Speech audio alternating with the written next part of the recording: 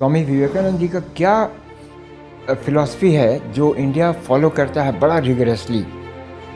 जो current world order है और उसके जो चैलेंजेस हैं, क्या आप बता सकते हैं? अम्बेडकर जी को आप बड़ा अपने लाइफ में मानते हैं आइडियल, तो ऐसी उनकी क्या चार क्वालिटीज़ हैं जो आपको अच्छी लगी, जिनकी वजह से आप उनको पसंद करते हैं?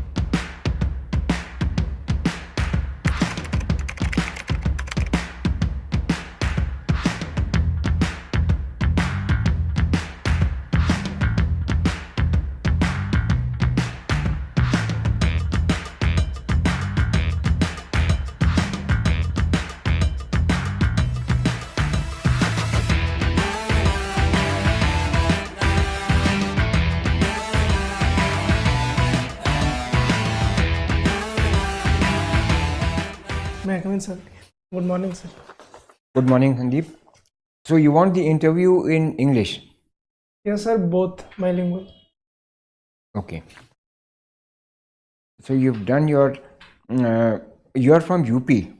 Yes, sir. So what has fascinated you in Bihar? Bihar में काम करने का सर जो वहाँ चैलेंजेस हैं और वहाँ पे जो ग्राउंड पे जो वर्क करके और ज़्यादा इम्पैक्टफुल वर्क वहाँ किया जा सकता है। और sir as a civil servant state boundary ज़्यादा मैटर नहीं करती हैं कि आप यूपी में कार्य कर रहे हैं या बिहार में। यस। ठीक है, तो आपका प्राइमरी सब्जेक्ट आपका रहा है political science. Yes sir. Political science में कार्ल मार्क्स का पढ़ा है आपने? Karl Marx yes sir. Yes. क्या उनका फिलॉसफी है? लास्ट स्टेज क्या कहते हैं कि वो किस स्टेज पर जा कर के थमेगा सोसाइटी? लास्ट स्टेज उनका socialism. Are you sure? Sorry sir, अभी कंफर्म नहीं जान रहा। Yes. ओके। तो आप बिहार के बारे में, कितने डिस्ट्रिक्ट हैं बिहार में? 38। और कितने पुलिस स्टेशन हैं? आपने Bihar police service first preference दिया है ना, कितने पुलिस स्टेशन हैं? सर नंबर्स तो एग्जैक्ट नहीं पता है सर। एक थाने में 3-4 रैंक बताइए लोएस्ट से। Yes sir. सर चौकीदार, कांस्टेबल, हेड कांस्टेबल और सर एएसआई, एसआई, एसएचओ। तो कितने साल में तकरीबन ये बीपीएससी के कैंडिडेट्स होते हैं, तकरीबन कितने साल में उनको आईपीएस मिल जाता है? सर अगर प्रॉपर अगर फॉलो टाइम के हिसाब से फॉलो हो तो लगभग 10 से 12 साल, जहाँ तक मुझे पता है सर। 10-12 साल में? यस।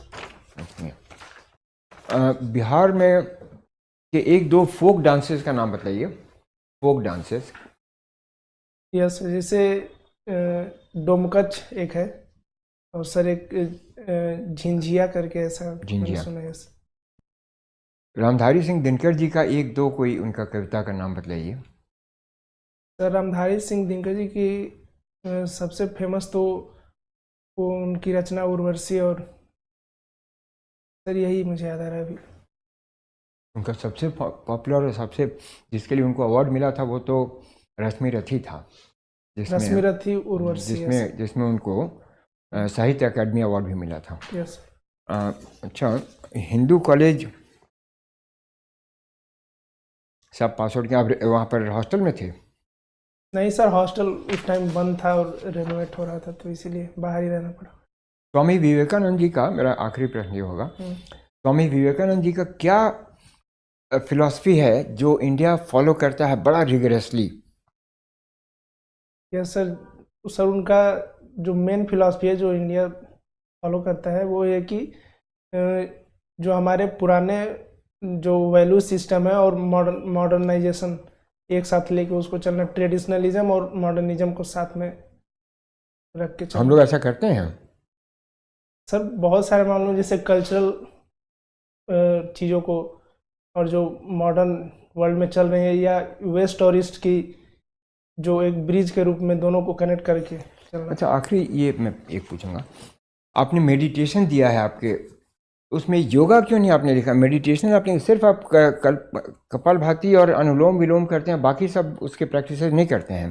इसलिए आपने मेडिटेशन लिखा है। Yes sir. बाकी सब उसके प्रैक्टिसेस आप नहीं करते हैं, नहीं आसन सर, वगैरह आप नहीं करते हैं। मतलब उसको मैंने सीखा नहीं है तो इसीलिए मैं प्रैक्टिस नहीं करता हूँ सर। इससे क्या लाभ होता है आपको? सर इससे जैसे मैं सुबह में करता हूँ तो मुझे पूरे दिन मतलब माइंड फ्रेश और रिलैक्स फील होता है और स्ट्रेस रिलीफ में भी आराम मिलता है सर। पढ़ते टाइम भी कंसंट्रेशन बना फायदा रहता होता है। है। Sandeep, yes sir. आपने अपने स्ट्रेंथ्स में ऑनेस्टी एंड इंटीग्रिटी लिखा है, दोनों के बीच में डिफरेंस क्या होता है?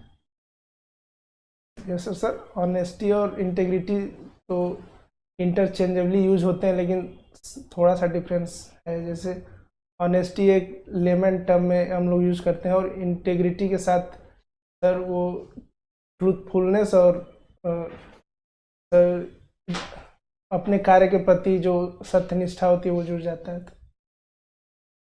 तो वो ट्रूथफुलनेस में नहीं आता है। इंटेग्रिटी हाँ, सर आता है, उसमें समाहित है इंटीग्रिटी में। समाहित। आपने पॉलिटिकल साइंस पढ़ा है। Yes sir.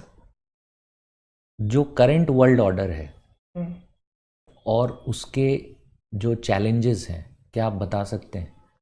यस सर, अभी जो रिसेंट डेवलपमेंट्स को देखते हुए जो एक ऑर्डर बेस्ड वर्ल्ड ऑर्डर होना चाहिए, जैसे वो अभी सर उथल पुथल के दौर से गुजर रहा है। जैसे हमने वेनेजुएला में देखा कि एक चुनी हुई सरकार को यूएस ने हटा दिया और फिर से सर जैसे बहुत सारे ऐसे कदम उठाए जा रहे हैं यूएस के द्वारा, जिससे वर्ल्ड ऑर्डर में सर थोड़ी डिस्टरबेंस क्रिएट हुई है और जिससे एक प्रश्न नया चिन्ह भी क्या है? खड़ा हुआ है।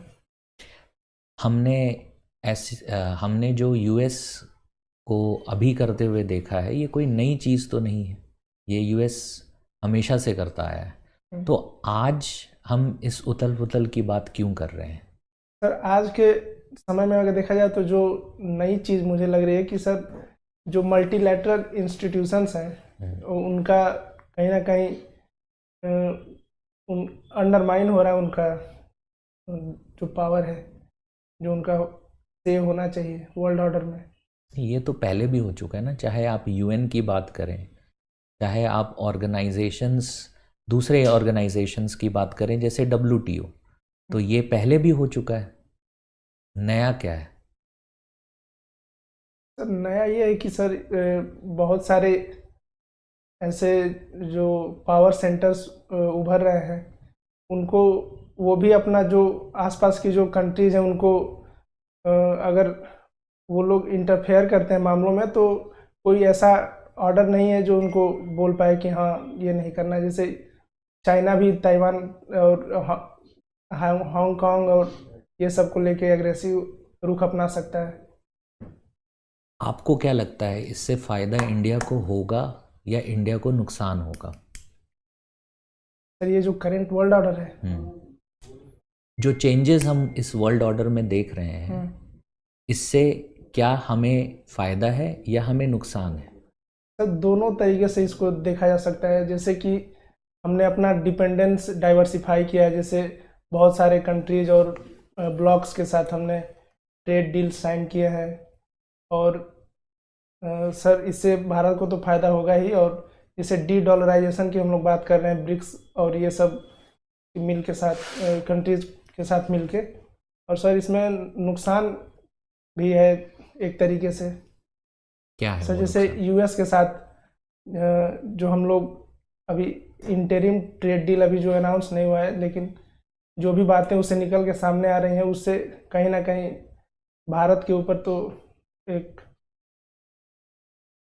ठीक है, मेरा लास्ट क्वेश्चन आपसे ये है कि आपने पोस्ट ग्रेजुएशन पॉलिटिकल साइंस में किया और वो भी दिल्ली यूनिवर्सिटी जैसे रेप्यूटेड इंस्टीट्यूशंस को, आपने एकेडमिक्स परस्यू क्यों नहीं किया? यस सर, मैंने सर अभी 2025 में ही पोस्ट ग्रेजुएशन पास किया, तो उसके बाद मैंने नेट का भी एग्ज़ाम दिया है।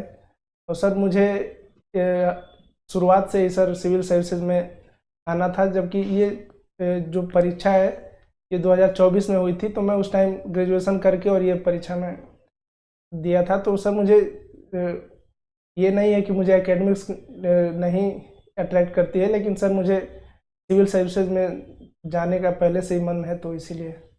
ठीक है, thank you. Yes sir, thank you. Alright Sandeep, yes sir. आप अपना रूटीन बताएं बड़ा ब्रीफली, 4 लाइनों में। सर सुबह तो 6-7 बजे जगने के बाद, फिर सोने के बाद मैं लाइब्रेरी जाता हूँ, और उसके बाद दोपहर में लंच करके फिर से लाइब्रेरी में ही रहता हूँ, और फिर शाम को मैं रूम पे जाता हूँ, और फिर डिनर करने के बाद मैं। और ऐसी कौन सी एक्टिविटी है जिसको आप मिस नहीं करते हैं? Sorry sir? ऐसी कौन सी एक्टिविटी है जिसको आप रोज मिस नहीं करते? सर जैसे डेली मैं योगा करता हूँ। ओके, और ठीक है। यस अभी योगा में और मेडिटेशन। योगा तो पूरा अष्टांग होता है। Yes sir, meditation. आपने लिखा है मेडिटेशन, और Yes. सिर्फ बताया है आपने कि आप खाली प्राणायाम वगैरह करते हैं, अनुलोम वगैरह। तो यस सर, यही 2 मुझे ये अच्छे से आते नहीं, हैं। फिर उसको हम क्या मेडिटेशन बोल सकते हैं? Yes sir, meditation. नहीं, मेडिटेशन कैसे बोल सकते हैं? मेडिटेशन तो एक पार्ट है योगा का।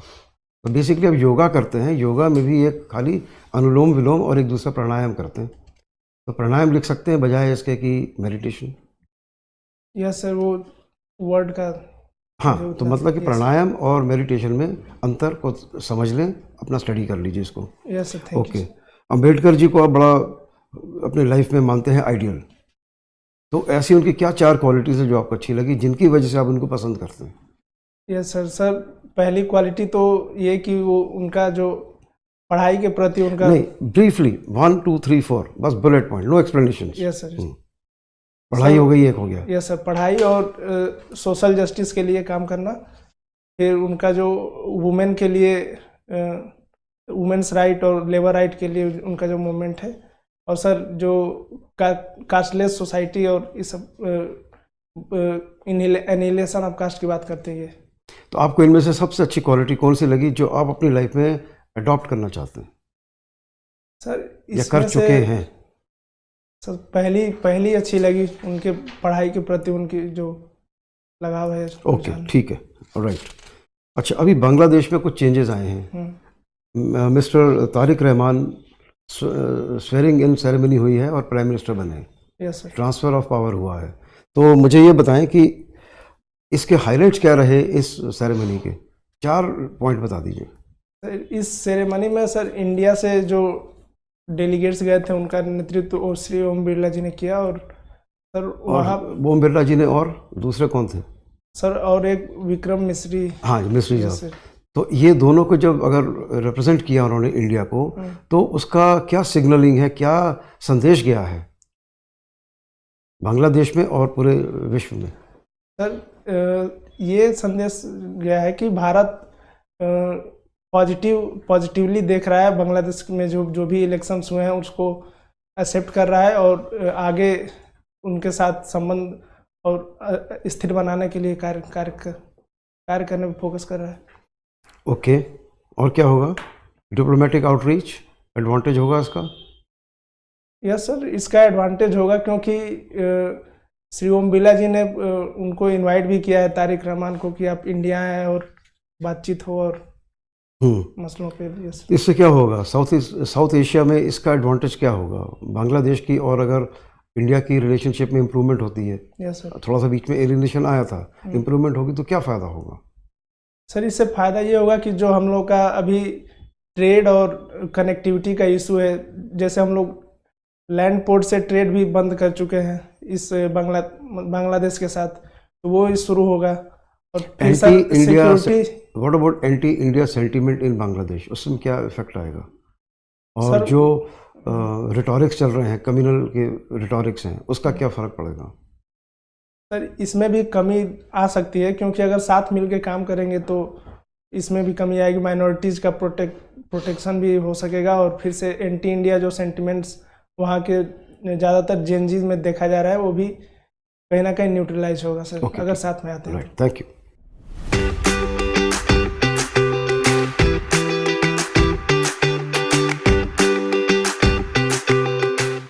संदीप, एक तो आप जब बोलते हैं ना, थोड़ा आपको कॉन्फिडेंट रहना है, ठीक है, और चीज़ों को आर्टिकुलेट बेहतर करो। जैसे जब आप कह रहे हो ना वहाँ पे, तो आपके पॉइंट्स जो हैं वो बिल्कुल सटीक होने चाहिए कि आपका ये मतलब है, ठीक है। क्योंकि जब आप कहते हो तो बहुत बार ऐसा भी होता है कि आप जो बात आप कह रहे हो वो पूरी तरह से कन्वे नहीं कर पा रहे हो। तो उसके लिए क्या है, आपको थोड़ी प्रैक्टिस की ज़रूरत है। आप घर पे बैठकर अपने क्वेश्चंस को फ्रेम कीजिए कि ये क्वेश्चंस मुझसे पूछा जा सकता है और इसको मैं इस तरीके से आंसर करूँगा। जैसे अगर आप पॉलिटिकल साइंस के स्टूडेंट हैं तो आपके लिए इंटरनेशनल रिलेशंस जो हैं वो क्वेश्चंस बन सकते हैं। आपने पुलिस सर्विसेज लिखा है तो आपको बिहार पुलिस रिलेटेड चीज़ें पूछी जा सकती हैं। तो आप उसे प्रिपेयर करके एक बहुत ही अच्छे तरीके से, बहुत ही सीधे तरीके से आपके जब आप बोलते हो तो कभी कभी ऐसा होता है कि आप बोलना कुछ चाह रहे हो लेकिन पूरी तरह से उसे कन्वे नहीं कर पा रहे हो। Yes. तो थोड़ा कॉन्फिडेंटली चीज़ों को बोलने की ज़रूरत है। आपके ड्रेस ठीक है और कंटेंट आप काफ़ी हद तक ठीक है आपका, लेकिन जो कन्वे करते हैं, बात करने का तरीका जो है उसको इम्प्रूव करना, जैसे कि सर ने भी बताया आपको। तो Yes. जब भी आप बात करें तो मैंने सवाल पूछा अम्बेडकर साहब की 4 क्वालिटीज़ बताइए, तो उनको एक्सप्लेन करते नहीं बैठना है। आप पहली क्वालिटी को बताया और उसको एक्सप्लेन करने लगे। हम बोल भी रहे हैं कि 4 बताइए। Yes, अच्छा, yes. अगर आप एक को एक्सप्लेन करेंगे तो उसी में पूरा वक्त गुजर जाएगा। Yes. टोटल टाइम ही होता है आपका, इंटरव्यू होगा 20-1 मिनट का ही होगा वहाँ पे, उससे ज़्यादा होगा नहीं। तो 3-4 पैनल होंगे, 1+3 होंगे, चेयर के अलावा 3, तो सवाल कहाँ से पूछेंगे आपसे? इंटरेक्शन ही नहीं हो पाएगा। तो जो सवाल पूछें पॉइंट फॉर्म दीजिए 1 2 3 4, फिर जिस पॉइंट को एलेबोरेट करवाना चाहते हैं वो करवा सकते हैं कि बताइए साहब आपके जीवन में एजुकेशन का क्या प्रभाव पड़ा अम्बेडकर साहब को देखते हुए। ठीक है, तो आप आंसर, स्ट्रक्चर्ड आंसर दीजिए और LTA करिए, लिसन थिंक एंड आंसर। जल्दीबाजी ना करिए, पहले सोचिए आप क्या बोलना चाह रहे हैं। ओके, थोड़ा वॉइस में मॉड्यूलेशन लाइए, एनर्जी लाइए, इंथ्यूजियाज्म लाइए। आप मोनोटोनस टोन में ही बोल पा रहे हैं तो उसमें क्या हो रहा है कि जो आप इंगेज नहीं कर पाएंगे वोट को। और सॉरी सर बोलने की ज़रूरत नहीं है, सबको हर चीज़ नहीं मालूम होती है, तो कॉन्फिडेंस लूज़ नहीं करना। अगर कुछ नहीं आता तो सिंपली कह दीजिए सर इसके बारे में पढ़ लूँगा, समझ लूँगा, जान लूँगा, फिलहाल I am not aware. Okay, entry को थोड़ा सा और कॉन्फिडेंट करिए, बड़ा डिफरेंट सा, धीरे धीरे घबराए हुए से अंदर आए। अब इंटरव्यू में घबराहट होती है, मैं मानता हूँ, लेकिन आप आइए, कॉन्फिडेंस से आइए, वही पूछेंगे जो आपसे नॉर्मल आपको मालूम है। और अगर कुछ नहीं मालूम है कह दीजिए कि सर आई विल स्टडी। और बिहार रिलेटेड ज़्यादा क्वेश्चंस होंगे आपके, ज़्यादा फोकस होगा बिहार रिलेटेड पे, crime, law and order, education, literacy rate, your agriculture, ये सब चीज़ों पे ज़्यादा बातचीत होगी। तैयार करके चले जाइए। यस सर, ये सबको हाँ, specially police related and crime related आपके लिए ज़्यादा होगा। ओके, ठीक है, थैंक यू। संदीप, 2-3 चीज़ें। ओवरऑल आपका परफॉर्मेंस ठीक है। फर्स्ट क्वेश्चन मैंने जो पूछा उसका मैंने इंग्लिश में पूछा, क्योंकि आपने यहाँ इंडिकेट किया है इंग्लिश, लेकिन आप उसका उत्तर हिंदी में देने लगे पहला ही प्रश्न में। That is all right. What I am saying कि जब आपने यहाँ दिया है तो आप प्रिज्यूम हम कर रहे हैं कि इंग्लिश नहीं भी तो कम से कम बाइलिंगुअल, जिस प्रश्न को हम आपको इंग्लिश में पूछ रहे हैं आपके प्रेफर्ड मीडियम में, उसका आप उत्तर हिंदी में दे रहे हैं। ठीक है ना, वो ज़रा ध्यान रखना होगा आपको। हिंदी में वहाँ मीडियम सर नहीं फील होता है, तो इसीलिए तो आपने इंग्लिश में जब ये प्रेफरेंस लिखा है और हम आपसे पूछ ही रहे हैं इंग्लिश में, तो आप इंग्लिश में जवाब देंगे ना, जब पूछा ही जा रहा है। Yes sir, yes sir. अगर आपने हिंदी कहा होता तो हम समझ रहे हैं ठीक है, हमने इंग्लिश में पूछ भी दिया तो आप हिंदी में जवाब देंगे। आप इंग्लिश में चाह रहे हैं आपका इंटरव्यू हो, मैं आपसे इंग्लिश में प्रश्न पूछ रहा हूँ, उसका उत्तर आप हिंदी में दे रहे हैं। थोड़ा कॉन्शियस रहिएगा उससे। अच्छा, दूसरा, आपका अपना सब्जेक्ट कार्ल मार्क्स, उसके बारे में थोड़ा पढ़ लीजिएगा। यूपी के बारे में मैंने पूछा बिहार से, तो 2-3 चीज़ें अच्छी जो पॉजिटिव हैं, कल्चरल बाइलिंगुअल, कल्चरल इंटीग्रेशन, वहाँ के डांस फॉर्म्स, वहाँ का जो फोक म्यूज़िक है यूपी से बिहार से बहुत मिलता है, वो सब चीज़ों को उजागर कीजिए। लगे ना कि आप दोनों जगहों को कंपेयर करके आप पर्सपेक्टिव में देख रहे हैं उसको। ठीक है ना, यूपी बिहार का वो आपको दोनों मेंबर्स ने आपको पॉइंट आउट किया। टेम्पलेटिंग कीजिए, कोई प्रश्न पूछा जाए उसका 2 या 3 पॉइंट्स का पहले उत्तर दीजिए। जहां हम चाहेंगे आपको इलेबोरेट करना, हम कहेंगे कि अच्छा इसके बारे में आप क्या कहना चाहें, लेकिन अदरवाइज आपको नहीं, हम एक्सपेक्ट कर रहे हैं कि आप लंबा उसका उत्तर दें। 10 मिनट का इंटरव्यू है, 12 मिनट का इंटरव्यू है। आपसे 1-2 और प्रश्न जो पूछे जा सकते हैं। आपसे योगा का क्वेश्चन पूछा गया, उस पर ज़रा ध्यान दीजिएगा। पिताजी आपके फार्मर हैं, तो क्या एग्रीकल्चरल प्रैक्टिसेस यूपी और बिहार में क्या अंतर है? ये आपको ज़रा सा जानना होगा। कॉटन सॉइल वगैरह कहाँ पे हैं। अभी रेज किया है गवर्नमेंट ने उसका प्राइसेस शुगर केन का यस सर, 15 से 30 रुपए रेंज किया। पर क्विंटल कर दिया है। एक तो ये किया है, दूसरा उसमें बजटरी एलोकेशंस काफ़ी हो गए हैं कि फार्मर्स को वेट नहीं करना पड़े अपने उसके लिए। यस सर, नई शुगर मिल्स भी 25 हाँ अनाउंस हुए हैं। और जो बंद हैं शुगर मिल्स उनके बारे में क्या उनको भी किया जा रहा है वो। हाँ तो एक क्योंकि फार्मर वाला और क्या प्राइमरी प्रोडक्ट्स हैं आपके डिस्ट्रिक्ट में ये जानिएगा, ठीक है ना। यस सर, जिसमें क्या ground discharge of water general पढ़ लीजिएगा क्योंकि फार्मर आपने लिखा है तो इसीलिए हो सकता है इससे आपसे प्रश्न पूछा जाए, ठीक है ना। But otherwise your performance is good. Police station का आपको सर ने बतलाया और पुलिस स्टेशन के बारे में जानना आपको नंबर एक फिगर, क्योंकि आप यूपी से हैं इसलिए आपसे ग्रिलिंग होगा बिहार के स्टेटिस्टिक्स पे हो सकता है, ठीक है ना, आपका अवेयरनेस जाने के लिए। ठीक है, थैंक यू सर। मुझे हाँ, बस यही एक प्रॉब्लम हो रही है क्या? कि जैसे जो मैं चीज़ें जानता हूँ उसको भी अच्छे से तो वो आपको बड़ा अच्छा हिंट आपको दिया गया ना कि आपसे प्रश्न पूछा जाए तो पहले आप उसको उसको क्वेश्चन पॉइंट में को अरेंज करके और हाँ एक्सप्लेनेशन, विचार ओवर जो सा- एक्सप्लेनेशन नहीं करना। बेचार 2-4 सेकंड बेशक आप रुक जाइए, सोच लीजिए कि क्या आप उत्तर देने जा रहे हैं और ये पर्याप्त है या नहीं। क्यों आप तुरंत आंसर देने लग रहे हैं तब आप सोच रहे हैं कि अब हमको क्या बोलना चाहिए, उससे वो कंफ्यूजन हो जा रहा है। यस और जो अगर आप पॉइंट फॉर देना भी चाहते हैं तो ऑर्डर ऑफ प्रेसिडेंस पे दीजिए। जो आपको सबसे अच्छी क्वालिटी लगी है पहले उसकी बात करिए, है ना। यस तो ऐसे सोचेंगे तो अच्छी तरह बता सकते। LT इसीलिए बोला गया था, listen think and answer, structure करके आंसर करिए, है ना। यस ठीक। ठीक है ना, thank you. Thank you, sir.